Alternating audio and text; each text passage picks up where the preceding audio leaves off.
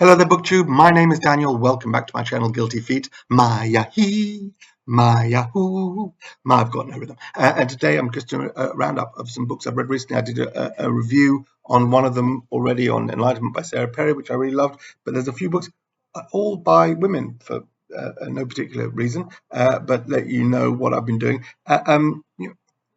Philosophically speaking, my reading is I try not to be only focused on front list, but because there's so much backlist that I should have read that I've never got around to reading, and I do try and insert those books. And there's a couple here, the one I'm reading right now, and then one, the first of these I'm going to talk about, which was Silent Spring by Rachel Carson, first published 60 years ago, a classic of the, or perhaps the instigating text in terms of modern understanding of environmentalism.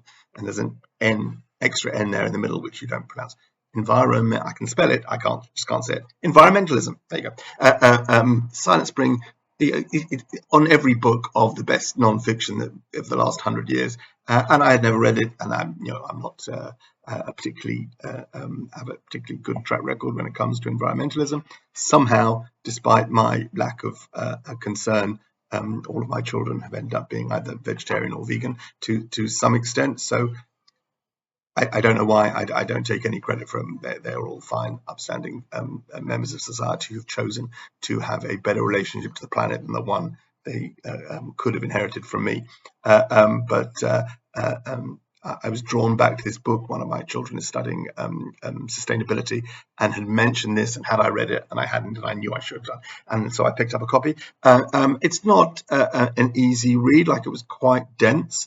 And there's some repetition also, so I don't think from a literary perspective it's the best non-fiction you can read, but just in terms of how relevant this is a book written in 1960-61, published then, and this could have been written yesterday to the extent that these issues and the excuses society gives for the damage it does are exactly as true today as they were then, even if these specific cases, and Carson was very much interested in pesticides specifically. That's the starting point of this, is the amount of pesticides being used in agriculture with no understanding of the longer term damage such things would cause, that in using chemicals to reduce one particular bug or a pest, actually what that would have on the entire ecosystem of the predators on that pest,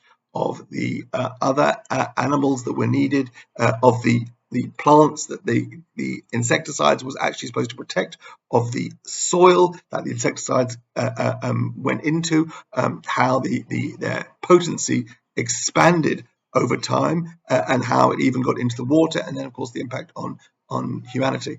So just disastrous policies put in place by people who are more interested in making money from these productions of these chemical pesticides than they actually were in doing the work they thought the pesticides was meant to carry out. Really fascinating, just example after great example. I guess part of the homework I need to do now is to understand how much of the specific examples she gives here, how much of that was solved.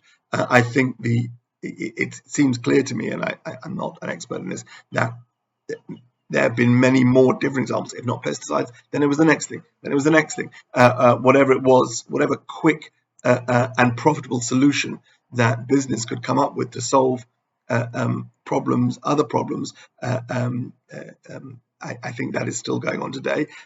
She also gives fabulous examples of solutions that were brought in which were not damaging. There were often alternatives. So that instead of bringing chemical pesticide to take out some nasty weevil that was impacting the crops, in some cases they would bring in a predator of that creature, so that the most of the ecosystem stayed intact, but the damage was reduced, and over time the costs were far lower, the impact was far lower, and if only people had taken the time to examine these things and test results before blanket spraying of fields. Huge acreages of agriculture in the US specifically was covered, and but there were always alternatives. Silent Spring is it's a tough read. It's a fascinating read.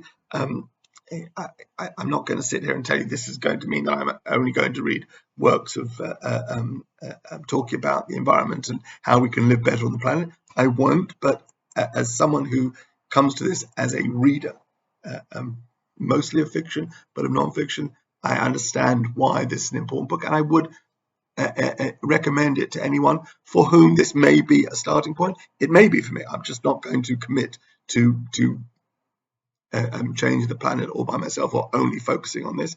But I think this is a super valuable read. It seems so both prescient and incredibly current. I got this lovely. This is a Penguin edition from the early 90s. You know, this is I guess this is still in print, or if not, I'm sure you can pick up a copy secondhand very easily. A tough, dense read, but scarily prescient and still current.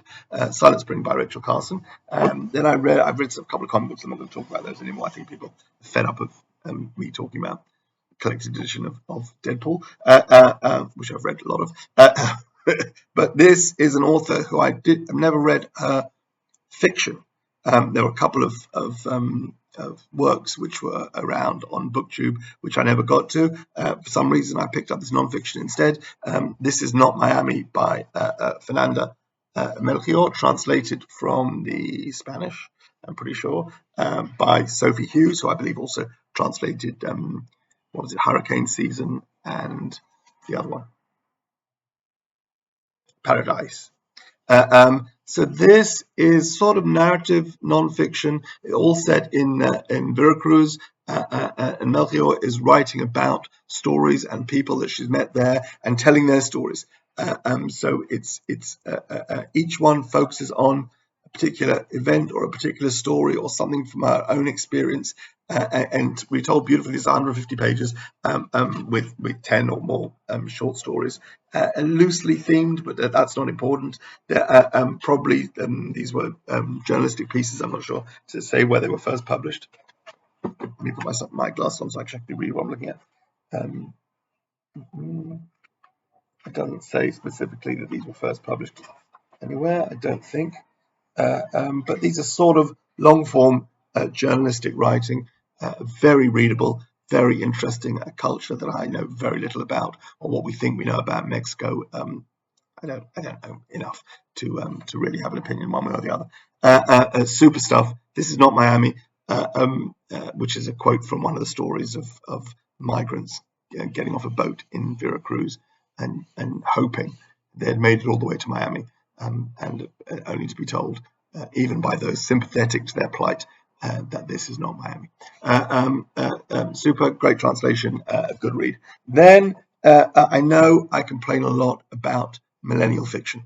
This has been a recurring thing because I'm an old man, and reading books by young folk can be frustrating. And I've had several frustrating experiences, books that talk about life as a young person navigating life in the post-Instagram era and cancel culture and blogging and all these kind of things can sometimes be a frustrating experience. But I have occasionally found millennial writers who are doing great things. Claire Louise Bennett, both her short stories, Pond, and then the novel was fantastic. I've read two novels by what's her face, who wrote. One second. Senior Moment by Emma Klein, who wrote The Guest was the most recent one of those that I read, and The Girls was the first one. Terrific, unsettling, but not my generation. It's another world. I'm really seeing things through another person's eyes. And then this author, I read her first novel, Boy Parts, is a British author from the northeast of England, sort of Newcastle way. Her first novel was Boy Parts, which I absolutely adored. Really sort of transgressive, weird, all the things that some other novels that I've read, like I'm a Fan, or what was the other one? Anyway, a few that I didn't think were trying very hard to be different and transgressive and were just sort of disappointing and lackluster.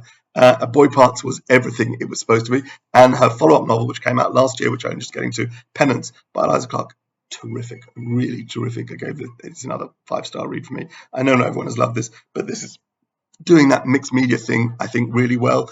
This is both a story, a sort of true crime story, even though this is all fiction, but it purports to being telling the story of an actual crime, a heinous crime that is committed by young women against another young woman. And early on,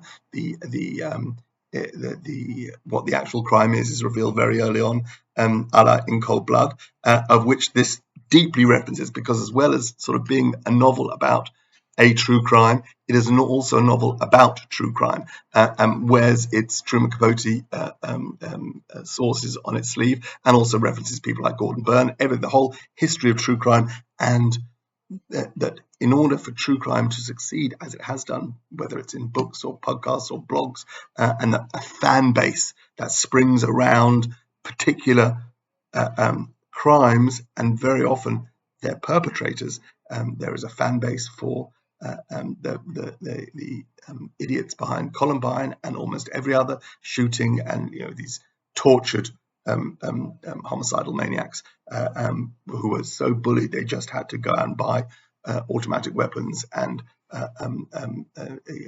the most dangerous kind of explosives to carry out their express their lack of feeling loved by the world.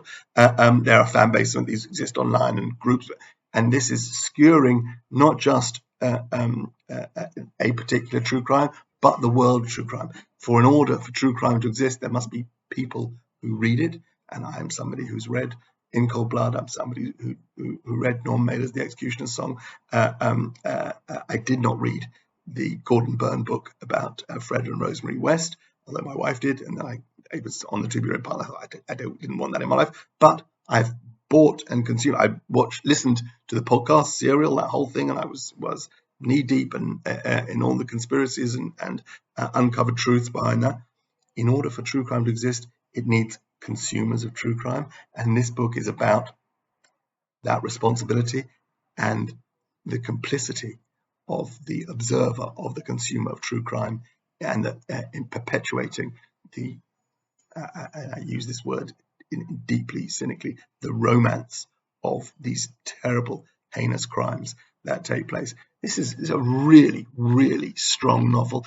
I think Eliza Clark's writing can still get more sophisticated and more elegant, but in terms of where she's going and what she's talking about, and her facility to enter the minds of this generation and be part of this generation and not to shy away from it, is super impressive. So while Boy Parts was sort of transgressive, nasty, shouty, punky novel, punk -e, not, I don't know whatever punky would mean, but like a punk version of modern literature, this I think is aimed at a slightly more literary audience and is a step up from that first novel, but equally transgressive, equally making us all part of this terrible thing that happens. And then also it's self-referential. So people are being interviewed. We look at old Tumblr blog posts. Their framing of this is a male true crime writer is telling the story, has gone back and carried out these interviews. And then there's a further wrapping around the framing where even the truthfulness of that narration of this true crime author who's gone and carried out his interviews and presented the story, how is that being framed? And everyone is complicit. Everyone is an unreliable narrator of the tragedies within this. Really, really good. And this is this lovely embossed scribbling out of a person, of someone being cancelled by their peers, metaphorically and in this instance rather graphically and physically. Really good. I like this very much. Eliza Clark Pennant's a tough read, but I think at the top of what millennial writers are doing, how they're addressing the way we now interact, which was different to how it was done in my generation. A lot of the things that are through to this did not exist. Of course, there was still violence, there was still these things, there's still misogyny and still complacency and patronizing attitudes between one generation and the next. But the specifics of this kind of anger and this kind of adulation and this kind of obsession with deranged and violent human beings didn't have the focus and build communities in the way that this book talks about. Penance by Eliza Clark. And then again, going back to another book that I probably should have read and never got around to, and trying to fill in those gaps in my reading. I just started for the first time The Awakening by Kate Chopin. I did actually go and check whether Americans, for over these years, I've always looked at that name and said it must be Kate Chopin, whether she was actually called Chopin by Americans who don't know how to pronounce things. But no, Americans in this instance clearly do know how to pronounce things. She was Kate Chopin. Chopin. And I'm 5 pages into The Awakening, but the whole thing's about 120 pages.